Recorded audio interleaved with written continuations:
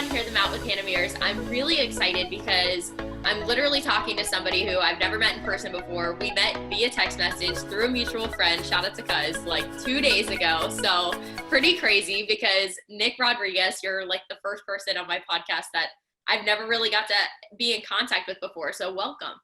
Yeah, good. It's good to be here. It's weird because I kind of started my own podcast recently, and I was doing this thing where like I felt like I had to plan out the podcast. So like Yeah. especially that like I didn't know, I feel obligated to like write it down. And I know everybody's different, but for me, I kind of just winged it, and it seems like every time I did that, it just went like way smoother. So I was just like, definitely when I get like random people on that I haven't met before, I kind of just like just let it go, let the conversation flow. Yeah, exactly. And that's what all of it should be, is a conversation. And you forget, I think, because of the world of like technology and social media, that people know how to have a conversation and appreciate a good conversation. So Yeah, definitely.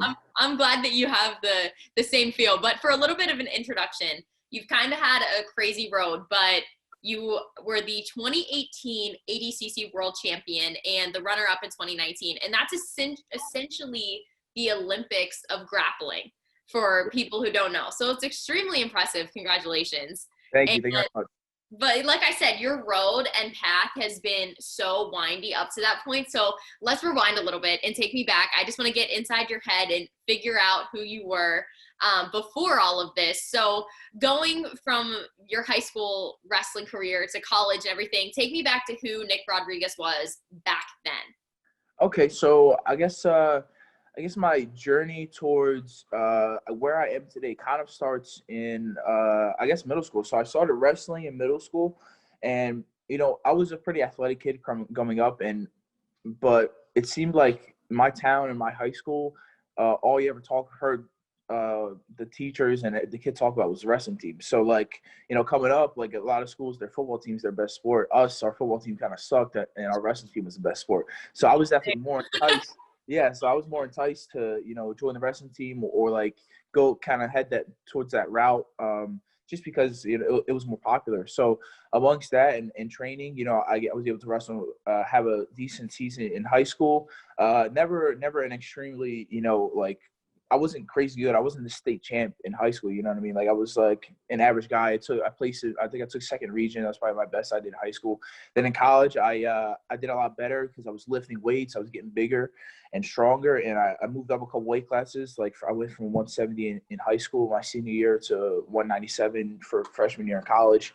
And then I had a little bit of success. I took third or fourth in regionals, and I won a couple tournaments. And then I was pretty much it for my wrestling career that I guess that I thought. And pretty much after college, I was like, mind you, I only did 1 year in college. So after freshman year in college, I had my mind on like kind of upgrading. Like I wanted to go Division II or Division III because I was D3. D2 or D1 because I was D3 at the time. So like. Amongst finding a route to upgrade, I was like, emailing a bunch of different colleges and schools trying to get a look. And I kind of verbally committed to Kutztown University, which is like a Division II school. And it's, it's a lot better school than I was at previously. And pretty much after I verbally committed, the summer before that season started, I started with social media, and I was like, I kind of saw a loophole where like you can be anybody essentially.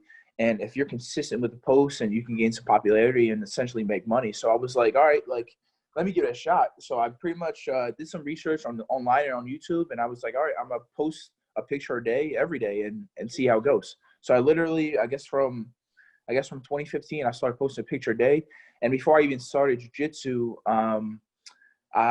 throughout that social media, I was able to sign with Wilhelmina Models, which is a good agency in New York. And then, before I started grappling, I had like 20,000 followers, which for me, I come from a small school. Like my high school graduated 75 kids. So it's a town in the middle of nowhere of Jersey. So 20K followers, and I started grappling. And then like immediately when I started grappling, I just had like crazy success. Like there's this stigma that like, black belts are supposed to be better than everybody, it's true. It's supposed to be like that. But I guess because my wrestling background, I was kind of prone to recognizing when I was in trouble a little bit faster. So like whenever I got into trouble, I was just the first one to kind of get out of it, and my wrestling definitely aided my progression in jiu-jitsu a lot faster, and yeah, it kind of really pushed me over the top. And like I thought I was kind of done wrestling in my senior year in college, but I just kept training. I kept going to high school practice rooms. I kept going to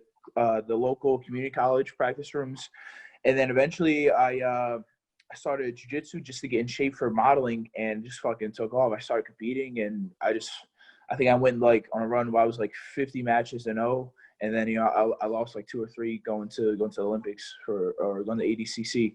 But yeah, it's been a really fast ride, and I didn't even realize like how fast kind of my life could change. So I was like, I went from being like a 20-year-old, 22-year-old kid, living my parents' house, kind of like trying to figure out life, to like dropping all the jobs that I have, dropping every responsibility that I had to drive. I was really driving 6 hours round trip to train in New York. Like I'd wake up in the morning, I'd either go lift, go eat, and then, it was 3 hours to Henzo's, practice for 3-4 hours, and drive back 3 hours, and then practice at nighttime and lift. So it's been a ride. It's definitely some adversity and sacrifice, but it's definitely much worth it.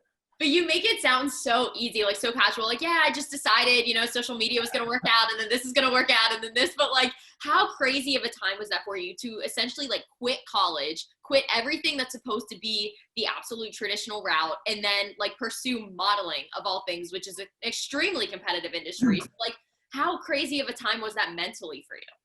So like, I wasn't like pursuing modeling specifically, but I was pursuing popularity. So Okay. like anything that could give me some clout or recognition, I kind of signed with Wilhelmina. I made a goal to sign with them because I was like, if I have this name behind me, then it makes me seem not like another Instagram guy where I'm just posting fucking pictures. It makes me seem kind of legit. So it'll give me a different type of attention. So that was more my goal. But it just helped me out. As soon as I signed with them, I was able to kind of say like, listen, I'm not just a regular fucking guy posting pictures. I'm actually a model. So that gave me a little bit of stability and some income, but not enough where I can move up to North Bergen and Jersey. It's the rent up here is fucking ridiculous. You can pay anybody's mortgage with the rent that you pay here. So yeah. So and I guess I really wasn't able to make money up until like after I won the ADCC trials in 2017, 2018. I was able to like kind of start making like professional kind of money and do things of my own. But until then, it was fucking tough, and you just had to sacrifice, and it was like you really had to commit and kind of have the confidence within yourself to say like, yeah, this might not work, but if I keep going, it's probably gonna, you know what I mean? Because there's no definite route. There's no right. Nobody saying like, listen, if you do this, it's definitely gonna work out. It's like I could have drove 6 hours round trip every day and still not won shit. So you just have to risk. You have to balance the risk with the reward and with your personal confidence. And I think that's where social media comes in play too, is it's changed the game for a lot of people in terms of how they get from point A to point B. Like social media is a huge factor for a lot of people. But what you were talking a lot about, you were winning, and like winning is a huge part of popularity as well. Like everybody wants to, that's how you gain fans and following and popularity. So when was the first moment that you realized, like with your grappling career and like jujitsu and everything, like, oh shit, I can make some money from this? So when I won the ADCC trials, right? So like, if you look at any other Olympic setup, like if we're talking wrestling, for instance, you have to win. You compete in and win so many tournaments just to qualify for the Olympic trials, and then you have to win the trials to make it to Olympics. So like in jiu-jitsu, this is really just one step. You apply online, pay your money to get into trials, and you're there. You're essentially grappling with the best guys in the world.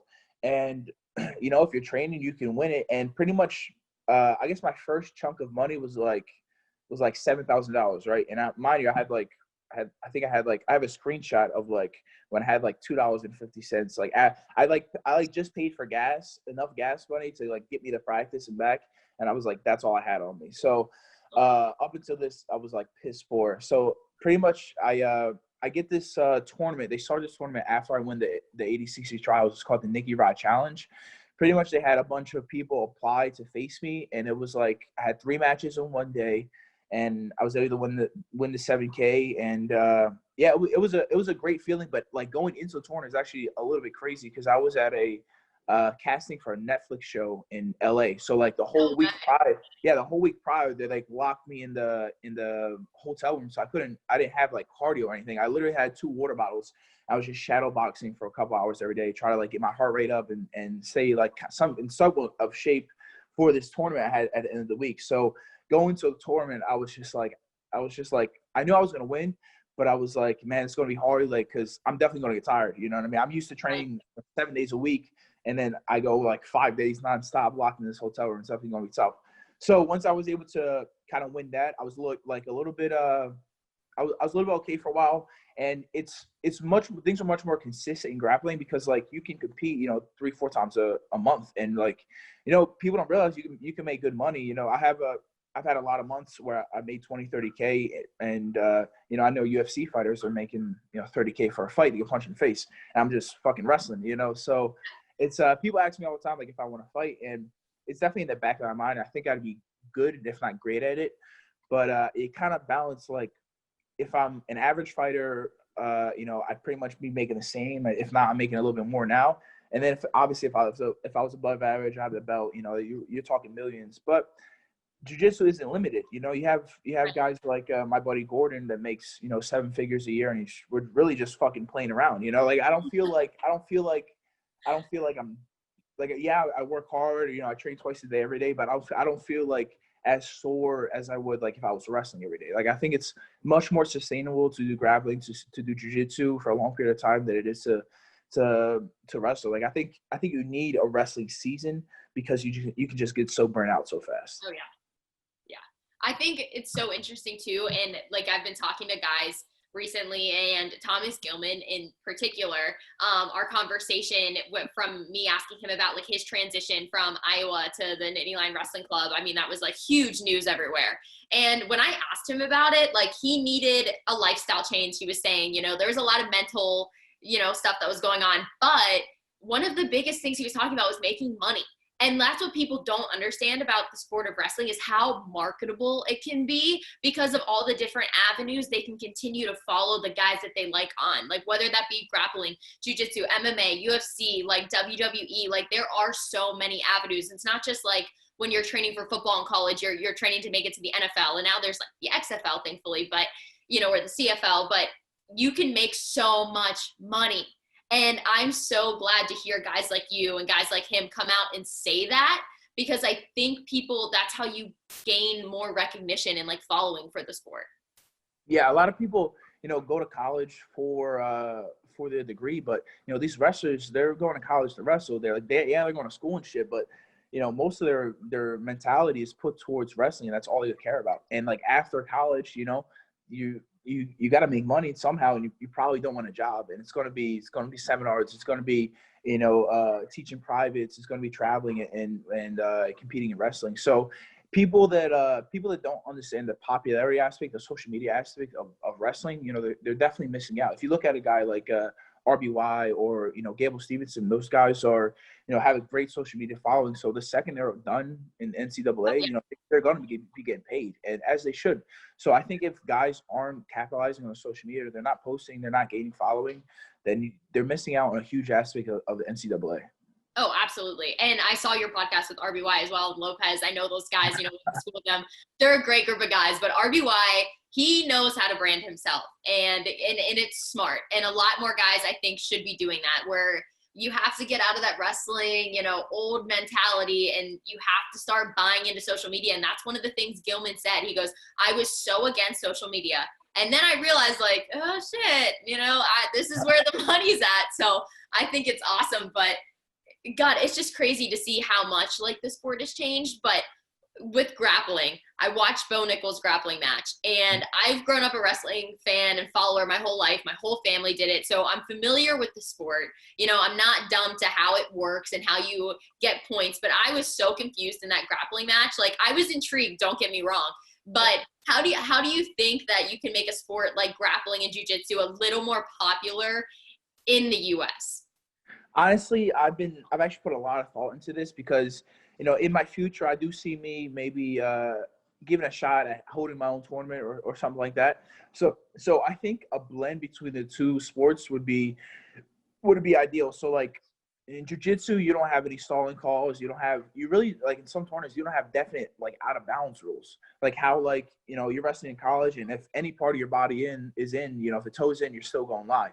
Here you can be 10 foot off the mat on a concrete pad and you're still going just until whenever the ref feels like telling you stop.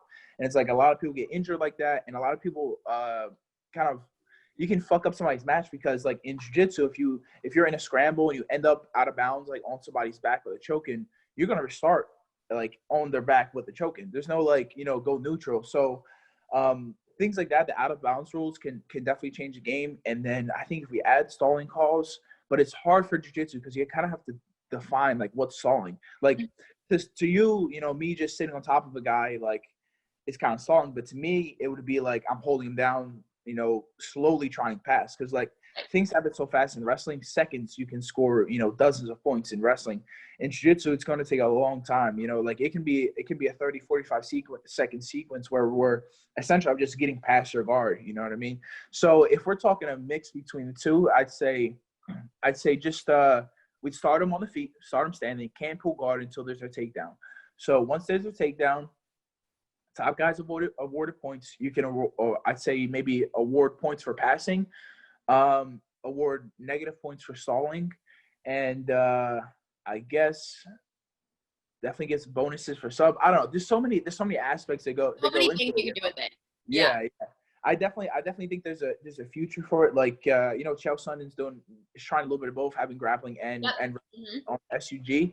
And the cage match, first off, like the Yeah. cage match was sick. I think like starting off in the beginning of like watching the Wrestling Underground event, I was like, oh, I don't know about this because in freestyle you want to see the roll throughs, the throws and things like that, and the cage was limiting a lot of that.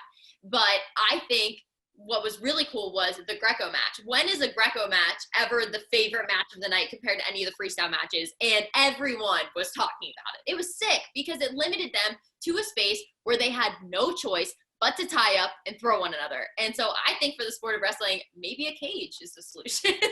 Yeah, I mean that's honestly not a bad thought because that cage putting someone up against the wall can definitely adds a different aspect. And if you're not drilling, you're not drilling on the wall, you're gonna have a little bit of downfall in there. You have to stay on top of it. And I mean there was just massive throws in those Greco matches. So that was I definitely hope Chael does that again. I think he's having good success with it. I know his views are doing pretty well. So hopefully we see that again. Yeah. I gotta ask you this, right? Have you ever been to a whiteout game in Penn State? Have I been to a whiteout? I've I've heard been something to else. years. I was on the sidelines of the whiteout, like reporting, and oh my God. Okay, I'm glad you said it. And I know people would probably be laughing and be like, oh, she just drinks the Penn State Kool-Aid, which like, yeah, absolutely. Give it to me, like chugging that. But like on the sidelines when you're in a whiteout and like you can't even hear yourself think. And it's not just saying that as a cliche statement. Like you're standing there and you're just like, holy shit. Like this is the loudest atmosphere I've ever been in. And it's for a college football game. And You guys had to stop a game one time because they were just too loud, right? Yes. Yeah. Crazy. Like it's awesome. And it's such an advantage for the Penn State team, which is why I'm so curious to see what those games are going to look like now that Big Ten just announced that they're going to, the Big Ten just announced that they're going to try to have a season. So I'm so curious to see what those games are going to look like now, because for me, all I knew was showing up on game day and 110,000 fans are in that stadium. Like it's absurd. And for all the games and like the opportunity I had to be on the sidelines, like someone told me one time, they're like, do you ever just like stop and think like, wow, like look where I'm at? And I was like, I don't know. I think I'm so like driven to be like good at what I'm doing on the sidelines that I never really stopped to like take it all in. So my senior year, I stood there at the whiteout and I just stopped. Like everything I was doing, I was like, you know what? We're just going to give ourselves time to just like really hone in on like what's going on. Yeah. And it was just like the coolest feeling to like look up and like the student section's huge and everybody's there for one thing and you keep their fans like pinned in like the smallest corner. And it's just a different type of adrenaline that goes on that day, from everything happening from college game day, all the fans downtown because Penn State's a college town, to that moment of kickoff and until the very end. Like those fans are losing their voice that day and that is their goal. Yeah, that's pretty sick. What did you go to college for originally, and did you kind of stick with that throughout your whole college career? Um, yeah, so originally I thought I was gonna be a doctor, which is just crazy. Like that's how my path was. I thought I was gonna be a doctor. I thought I was gonna go somewhere small, play soccer, like end up I wanted to start training boxing, which is just like so weird, but I was just in that weird state of mind where I just didn't know what I wanted to Just want do. to try different things, figure it Yeah, out. and my soccer coach was that's how she trained in the off season was boxing for her like national career and stuff. So I was like, oh, sick, like that'd be awesome, whatever. Thought I was gonna be a doctor, and then I was just in a weird mindset coming out of high school, and my parents were like, you have to like figure out if this is what you want. So my cousins took me up to Penn State. Vincenzo Joseph was like my best friend at the time. And I went and they showed me like the tailgating scene and they showed me like what a game day's like. And I was like, oh man, like Yeah, I'm really missing out. So I went, applied, got in. And keep in mind, like my dad wrestled at Lock Haven. So back then, like Lock Haven and Penn State were rivals. that's And it. That's it. You just committed a sin right there. yeah. Oh, and Yeah. my mom went to Pitt. So like I was the like poster child of what I wasn't allowed to do that I did. But no, my parents ended up being like excited that was like because I was finally excited about the choice I was making.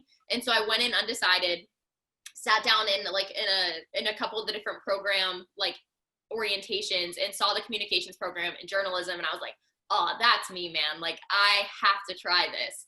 And then after my freshman year and using my professors as a connection, they introduced me to people who, asked me at a rare time, they were finding this new position that was sort of like a Beaver Stadium extra position, interviewing people at game day to capture the whole atmosphere. Because like you're saying, everyone knows about the whiteout and stuff. Like there's other little things that go on in game day. And that's sort of what I got to cover. And that advanced to covering wrestling, which I really pushed for. I covered basketball. Like it just, kept going up and up from there. And here I am now looking for something else, but still finding myself interviewing people and having fun. And yeah, it was a crazy journey, but overall, like I definitely ended up like where I was supposed to be. Yeah, that's good. That's good. Everybody finds their path. This is just a matter of how and when we're gonna find it. Right.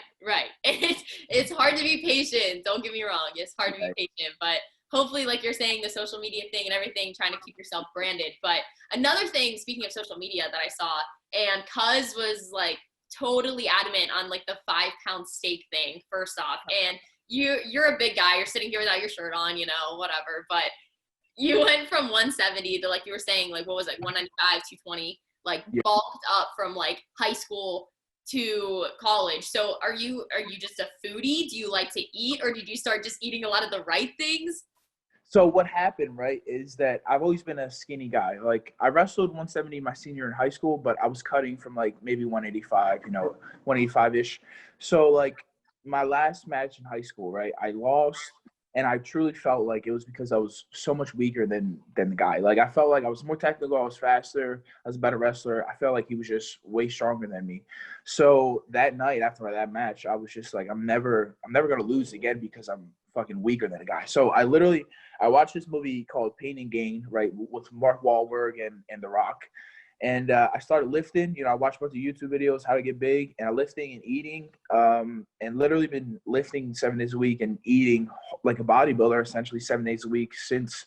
And, I went from wrestling, cutting down to 170, and now I'm about 245. And I'm healthy, I'm a little thick right now. I usually have abs, but it's our off season. So, but They did it to us all. yeah.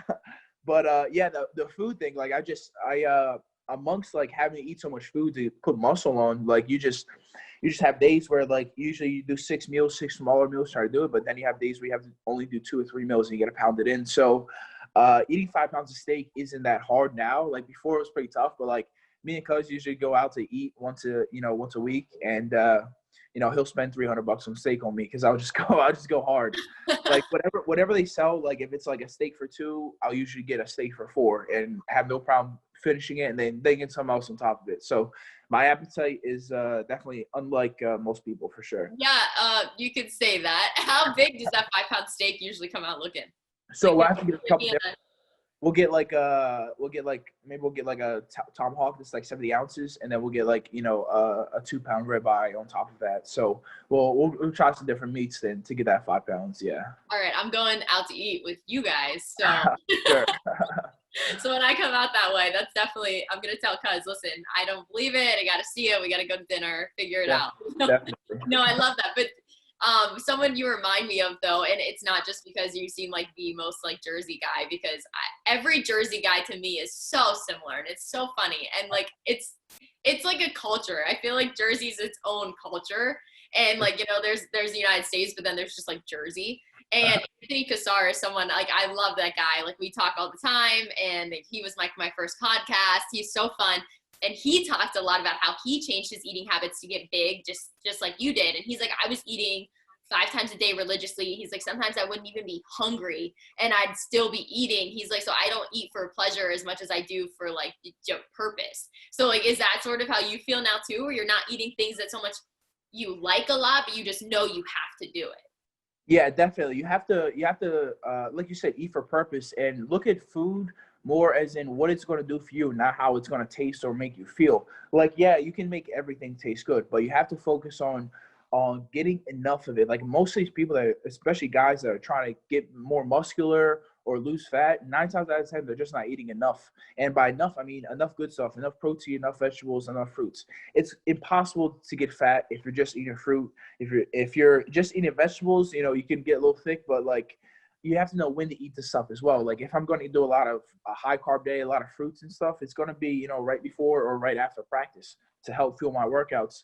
And then the meats, you know, like you just have to eat so much meat. I still have, you know, I'm 6-7 years into lifting to bodybuilding, and I still have days where, you know, like I'm chewing chicken and then try to drink water with it, like just trying to get the meat down, you know. So it's a process, but I enjoy it. I truly do, because I just think Like, whenever I think about it, I'd much rather eat to get big than cut weight. So for sure. oh, I'm sure most wrestlers feel that way most days.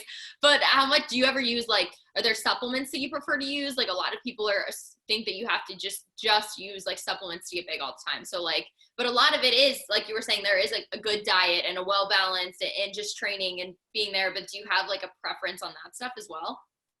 So I use supplements. I want to say like maybe once a week I'll do like a protein shake, but and like it was much more frequently before, like when I was, you know, definitely living with my parents. I just didn't have enough time to cook all the time, so I do like a shake or so a day.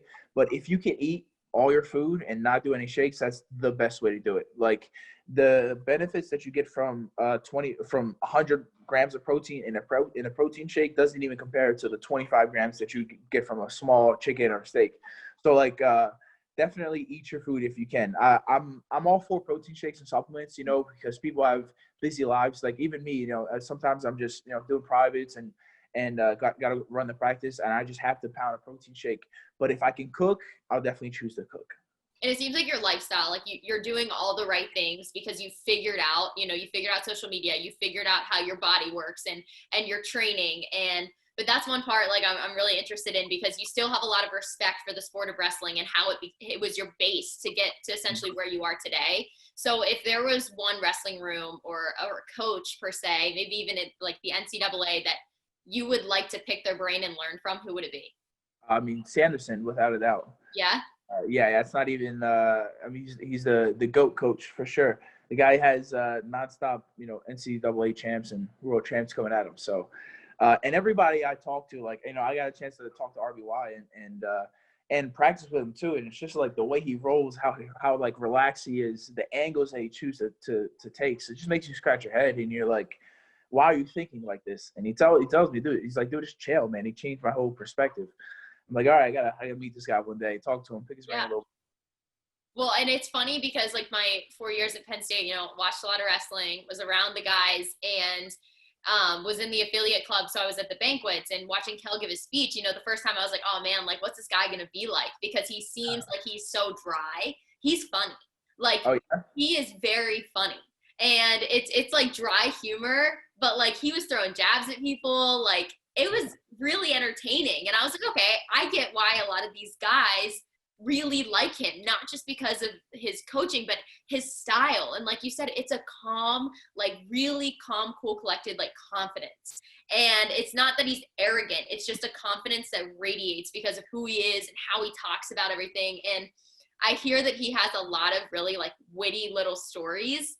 and Nick Lee and Chenzo were telling me one about like a scorpion, and I think that's where Bo actually got the reference, like that's what we do. Like, so I don't know. It was just like the funniest thing to hear about. Like that's how that all came about. Wow. Yeah. Yeah, he's definitely been around for a long time. Much success. And honestly, I mimic a lot of my wrestling. From some of this Penn State stuff. Flow Grappling did a good job of putting out like We Are. It's like a Penn State series, and then it gives you a little bit better insight onto kind of their success. But there's just a huge shadow over like how they train. Like even when I asked RBY like how you guys practice, he's just we just have fun. I'm like, motherfucker, like tell me what's going on in Yeah, there. no one knows. And you know what's crazy is like it's the media access that's allowed to Penn State wrestling is literally so slim. Like you don't get to go into a practice room, you don't get to record practices. Like until this NLWC event that's happening this weekend, no one was allowed to be in a practice room videotaping until one of my bosses, Kyle Rinaldi, who is a videographer, he's like, I was allowed to film it for the fact of like promoting the event. But he was like, Kel was saying, they don't usually do this. They don't let people that kind of access. And Yeah. so, and it's the same thing. Like when you're in the media room after a match and you're sitting there and you're trying to pick his brain about what happened, or you're asking guys what was going through their mind during that match or in that moment. And they're all so just like bland and just being like, this is what we did, this is what we do, this is what we're going to continue to do. And that's just how they work. So that's why a lot of the times I wanted to start podcasts like this too, because when you're interviewing wrestlers, that's how they talk, but that's not who they are. Like their personalities are so, wacky outside of that, but they do all have that similar training mentality. And I think whoever can crack the code of of the Penn State wrestling room will be so successful, and I'm working on it. I really am. Yeah, it's a very interesting aura that they have over there, and I think Kale just kind of found a way to figure things out and try different stuff. Like it seems like there's no like wrong answer to the Penn State room. There's always something else that can be done or innovated, or a better or different way you can execute a move. So they're definitely the ones that are continue to elevate and evolve the the NCAA wrestling. But I would definitely be awesome to have him in the room. Maybe like a Penn State Hensel Gracie collab one day would be fucking sick. Yeah, right. I'd be there. Look, count me in for that. All right. But I think, I think he also has a really good appeal of like he wrestled in a time where a lot of wrestlers were the same. There wasn't social media. There wasn't all this stuff. Everyone was a hard nosed, like nose to the grindstone kind of guy. Iron sharpens iron. We're out there. We're working. Like this is what we do. But with handling all these guys like Roman, who has a high social media following, Chenzo does, like every Penn State wrestler, like Bo, Jason, Zane, they all have a following. And you have to appeal to each of these guys differently. Like you're going to appeal to a Roman and his style and his personality way different than you are to like a Zane Rutherford and his style and his personality. So I think Kale has found the secret to appealing to all these guys in their level and helping them develop into the wrestler that they're meant to be. Yeah. And I was talking to a few of the Penn State guys, and they were saying like how they wanted to be in the room and how much different that is. Like a lot of wrestlers, they're there because they want to, get a career, or they just want to better themselves. I think the Penn State wrestlers, they're there to wrestle. That's all that's on their mind. So I think once they kind of eliminate any other stress in life and have that laser focus, that can definitely help you level up your game. And I kind of had to do that, when I was when I first started grappling, just kind of eliminate all distractions and, say like, I'm going to do this every day until I'm successful. And that's the only outcome that there has to be. You kind of have to install that in your brain that, it's going to work out even if it doesn't. You just got to keep pushing. So I think that's a great attribute to have. Yeah, you can learn something from absolutely everyone too. It's so crazy in the wrestling world, the amount of people that you have respect for just because of like the athlete they've become or the coach or something like that. But from your experience with ADCC and getting to travel and meeting people all over the world, essentially with grappling and jujitsu, I saw on your Instagram the video when you guys were talking about locker rooms and like seeing people naked, like 7-year-old guys naked and things like that. And what I'm just so curious, like from your experience and like being around so many different types of cultures, like, have you experienced anything really weird and off the wall like that you were really surprised about? So that conversation kind of came about because, like, I mean, honestly, the wrestling room in the wrestling world, like, we just get fucking showers, like, don't even think about it. But I guess like these guys in like regular gyms that never did like athletics before, and because essentially, like, you have pro athletes training next to like regular people. So like when you're in the shower or you're in the locker room and dudes are like getting naked and people are just like not used to it, like, I don't give a fuck, you know what I mean? I there's no shame in my game. But like to be like an average like accountant and like you're like, I guess a little like an insecure person getting changed to like this fucking fitness model essentially, it might make you a little insecure or whatever. But I think it's just a little different. Yeah, the podcast is so much fun because it's not like a job interview or like, Right. like trying to just get information out of these people. Like it's just like friends that I'm talking to, you know what I mean? And whatever we're gonna talk about in the locker room or at practice, we pretty much you just record it and put it online. And I think it's a great platform for people to, like you were saying earlier, show kind of their personality and who they are, because it's so easy for people to just see my Instagram page and say, oh, this guy's an asshole because he's successful or he looks this way or whatever. But if you click on a IGTV or you watch a podcast, you can kind of see like, oh, it's just a regular dude. You know what I mean? You're Yeah. just Yeah. out there having good conversation, and except my conversations are recorded. Exactly. No, that's exactly what I love about it. And when I was listening to your podcast, I felt like that connection in terms of like where I was going with mine too. And it's cool. It's just a conversation. Like, everyone's out here, and I respect you because your viewpoints like mine. We're just trying to promote the wrestling world, jiu-jitsu, grappling, and like all these really cool things that are happening that the average viewer doesn't know about. So maybe for them to get on board, they have to get to know the people that are doing it on a personal level. And one thing though, you were supposed to wrestle back in March or grapple back in March against Downey, from what I recall, right? I was supposed to get my revenge on Downey, yeah. Yeah, get your revenge, because who's number one? You guys did a super match, which was really cool. So this was like a last minute thing. Like, we competed on like Friday or Saturday, and they called me a Thursday morning, right? So like if I could go back, I would have made it not freestyle rules, but NCAA rules. So like we would have had a full wrestling match, just NCAA rules, because I do like when I'm in practice with Downey, I have way more success. When he gets in a shot, I can scramble. I usually win the scrambles because that's my game. But the fucking pushing out of bounds rules. Mind you, I've never done a freestyle match before. So like no way. yeah. So like I've only done, NCAA like in D3 school and a couple like, off-season tournaments and whatnot. But when I hopped on the mat, I was like, all right, we're just gonna have a fucking wrestling match and go to war. And he starts pushing me out of bounds. I'm like, fuck, I keep forgetting this is points. And then like I'll go for like a throw, and then like he took like a shot on me where I like rolled him over, and it gave him 4 points.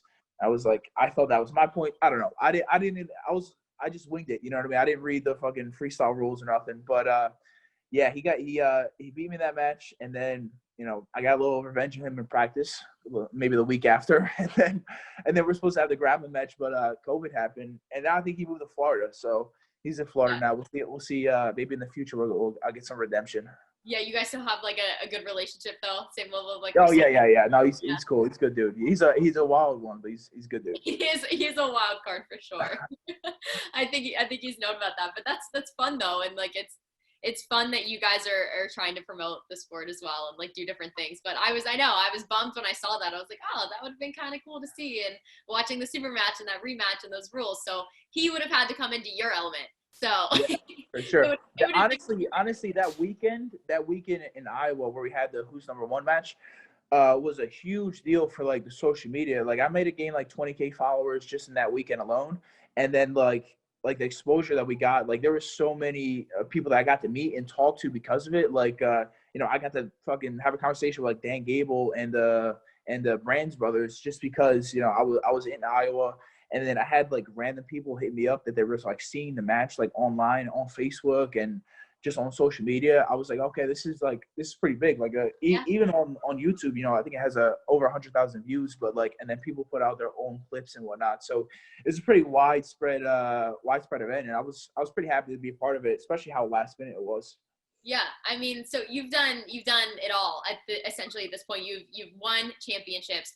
you've built a social media platform, you've modeled, you've done, it just seems like you've done it all. You eat big steaks, everything. But, you know, it's hard to not get lost in the fact of always striving for something more. And I think that's where I'm at in my life too, is like, even back at Penn State, it's like, man, I appreciated everything that I did, but I wish I would have taken it in a little more, because now looking for that next step is hard. And I feel like I'm always, you know, getting down on myself because I'm like, I should be doing something better. I should be doing something more. I need to be doing this. I need to be doing more research. I should be looking at sports 24/7 still. Like, I'm like driving myself a little crazy. So what do you think your next goal is for yourself?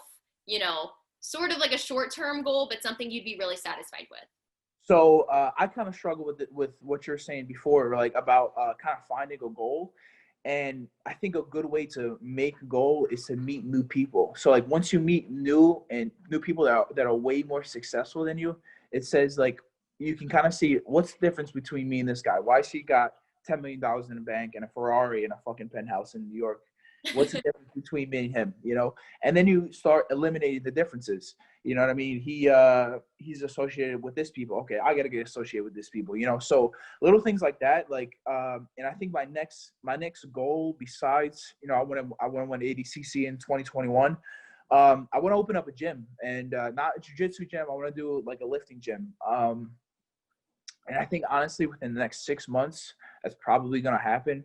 I've been able to, you know, meet a few successful people in my life that are gonna help me out with this and kind of give me knowledge, because I know a couple guys that own like, you know, maybe 10 gyms and, you know, have a successful or are successful in that way, and, you know, continue to live their life. They have a bunch of free time, they have a family, and they're still making shit tons of money while running these gyms.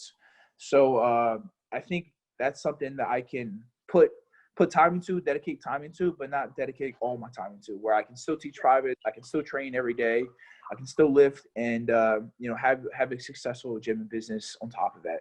And I think honestly, because I have a social media following, it's just gonna make it a little bit easier for me, you know, once I do get to that point of opening gym.